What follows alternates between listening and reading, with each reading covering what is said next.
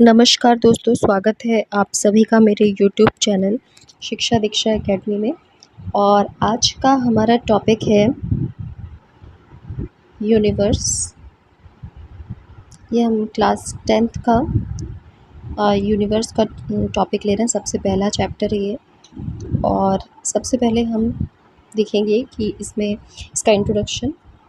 तो सूर्य का प्रकाश और उसमें निहित जो ऊष्मा होती है, उसमें जो विभिन्न तारा समूह होते हैं, ये रात्रि में झिलमिलाते हुए तारे और चंद्रमा, ये सारी चीज़ें, इन चीज़ों के बारे में हमारी जानने की इच्छा होती है। ठीक है, तो इंटरेस्टिंग चैप्टर है ये। और आदिकाल से ही अपने अतुल वैभव व अद्भुत रहस्यों से भरा यह आकाश मानव को आकर्षित करता रहा है। ठीक है, हम जानना चाहते हैं यूनिवर्स के बारे में हमेशा से ही। ठीक है, तो इस आकर्षण ने ही मनुष्य को अंतरिक्ष और ब्रह्मांड की खोज के लिए सतत प्रेरणा देने का कार्य किया है। इस बात के लिखित प्रमाण है कि महाभारत काल में हमारे देश के लोग सूर्य का उत्तरायण एवं दक्षिणायन होना जानते थे। ठीक है, जब हम ये पढ़ाई लिखाई नहीं कर रहे थे तभी हम ये जान गए थे कि पहले के लोग कैसे टाइम जानते थे कि जैसे कब सूर्य निकल रहा है, कब सूर्य डूब रहा है, तो उसके अकॉर्डिंग वो जान जाते थे कि क्या टाइम हो रहा है। ठीक है, पहले ऐसे घड़ी वगैरह नहीं थी सबके पास। ठीक है, तो ऐसे ही पता लगाना पड़ता था पहले।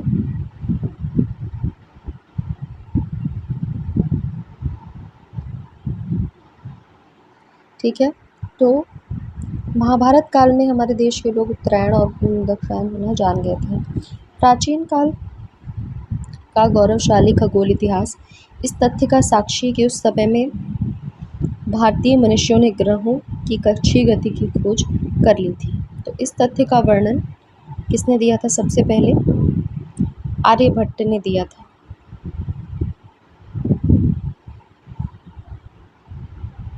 ठीक है, तो इस तथ्य का वर्णन आर्यभट्ट ने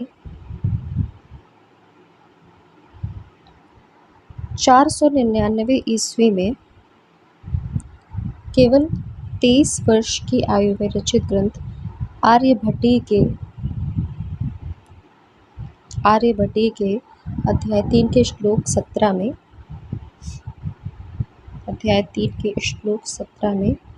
किया है। ठीक है, और वो श्लोक क्या था?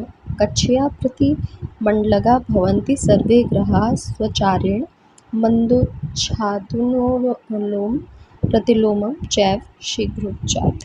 ठीक है, तो ये था वो श्लोक। ठीक है, तो इतना मैं रब कर देती हूँ। और उसके बाद हम इसका आशय समझेंगे। ये जो मैंने बोला उसका आशय समझेंगे कि क्या है।